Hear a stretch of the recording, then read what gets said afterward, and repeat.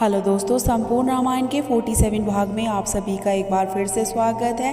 अपने एकमात्र बचे हुए पराक्रमी पुत्र इंद्रजीत का मृत शरीर देखकर रावण को धक्का लगता है और वह राम और लक्ष्मण से प्रतिशोध लेने की बात कहता है। दोस्तों, आज के भाग को शुरू करने से पहले आप सभी से एक रिक्वेस्ट है कि वीडियो में अंत तक बने रहें और वीडियो अगर पसंद आए तो वीडियो को लाइक करके बेल आइकन पर क्लिक करके चैनल को सब्सक्राइब कर लें, जिससे कि संपूर्ण रामायण के सभी भाग आप आसानी से देख पाए। चलिए तो आपका वक्त न गवाते हुए कहानी को शुरू करते हैं। इंद्रजीत की मृत्यु के बाद लंका की सेना में केवल रावण ही रह गया था जो युद्ध कर सकता था। अगले दिन वह पूरी तैयारी करके रणभूमि में जाता है और गरजता हुआ राम और लक्ष्मण को ललकारता है। प्रतिशोध की ज्वाला में जलता हुआ रावण लक्ष्मण को ललकारते हुए कहता है कि कहाँ है लक्ष्मण जिसने मेरे पुत्र का वध किया। आज उस लक्ष्मण के प्राण लेकर मैं अपने प्रतिशोध की ज्वाला ठंडी करूंगा। यह कहकर रावण अपने तीव्र बाण लक्ष्मण पर चलाता है। लक्ष्मण जी भी बाण चलाते हैं और रावण के बाणों का उत्तर देते हैं। उन दोनों का युद्ध देखकर जामवंत जी श्री राम से आग्रह करते हैं कि हे प्रभु, अपने पराक्रमी पुत्र के मृत्यु से आहत हुआ रावण स्वयं महाकाल का रूप बनकर आया है। उसका सामना आपके अलावा कोई और नहीं कर सकता, इसलिए कृपया आप स्वयं जाकर युद्ध में उसका सामना कीजिए। जामवंत का परामर्श श्री राम स्वीकार करते हैं और रावण से युद्ध करने के लिए सामने आ जाते हैं। श्री राम के सामने आते ही रावण फिर से उन्हें ललकारता है और उनसे प्रतिशोध लेने की बात कहता है, लेकिन श्री राम रावण के अहंकार का ज्ञान कराते हैं। उसे उसकी दुर्दशा का आभास कराते हैं कि कैसे उसके एक दुर्दशा के कारण पूरी लंका का विनाश होने को है। श्री राम की बातों का रावण पर कोई असर नहीं होता और वह धनुष उठाकर श्री राम पर बाण चला देता है। श्री राम और रावण के बीच युद्ध आरंभ हो जाता है। वहीं पर विभीषण, जामवंत, हनुमान, सुग्रीव, लक्ष्मण सभी श्री राम के आसपास खड़े हुए थे। विभीषण को देखकर रावण को और भी क्रोध आता है, क्योंकि उसी कुलद्रोही के कारण उसके सभी पुत्रों की मृत्यु हो गई थी। यही सोचकर रावण विभीषण को मारने के लिए घात शक्ति उस पर चला देता है और बोलता है कि इस शक्ति से तुझे भगवान भी नहीं बचा सकता।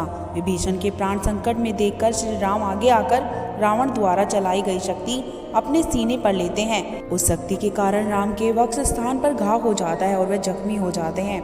श्री राम की यह हालत देखकर विभीषण को रावण पे क्रोध आ जाता है और वह रावण से लड़ने के लिए उसके सामने चले जाते हैं। दोनों में युद्ध आरंभ हो जाता है। उसी समय जामवंत भी विभीषण की सहायता के लिए आगे आते हैं और अपने दोनों हाथों से रावण के बगल में प्रहार करते, जिससे रावण अचेत हो जाता है। रावण को मूर्छित देखकर उसका सारथी उसके रथ को पीछे ले जाता है, लेकिन कुछ ही समय बाद होश में आते ही रावण दुगनी तेजी से रणभूमि में आ जाता है और गरजने लगता है। श्री राम उसकी ललकार सुनकर आते हैं और दोनों में फिर से युद्ध शुरू हो जाता है। एक तरफ तीनों लोग का अधिपति रावण था तो दूसरी तरफ मर्यादा पुरुषोत्तम तथा तीनों लोगों के स्वामी श्री राम थे। दोनों ही महापराक्रमी तथा महाशक्तिशाली प्रतिद्वंद्वी थे।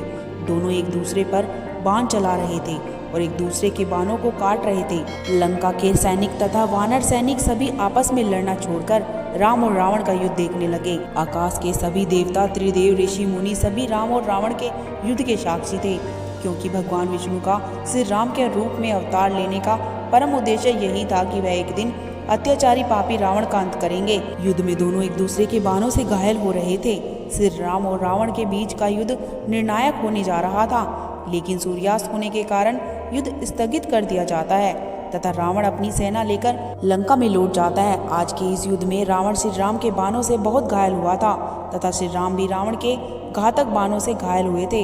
रावण की पत्नी मंदोदरी उसके घाव पर लेप लगाती है तथा उसे अंतिम बार समझाने का प्रयास करती है कि वह अपने अहंकार छोड़कर राम से क्षमा मांग ले तो उसकी लंका अनाथ होने से बच जाएगी, लेकिन रावण मंदोदरी के निवेदन को भी अस्वीकार कर देता है। दूसरी तरफ लक्ष्मण जी श्री राम के घाव पर स्नेह लेप लगाते हैं। श्री राम तथा रावण दोनों की सेनाओं में रात के समय यह चर्चा चल रही थी कि कल के युद्ध में हार जीत का निर्णय हो जाएगा। अवश्य ही कल का युद्ध बड़ा भयंकर होने वाला है। दोस्तों, संपूर्ण रामायण का यह भाग हम यहीं पर समाप्त करते हैं। अगर आपको संपूर्ण रामायण मेरे शब्दों में पसंद आ रही हो तो वीडियो को लाइक करके चैनल को सब्सक्राइब कर ले, जिससे कि संपूर्ण रामायण के सभी भाग आप आसानी से देख पाएं।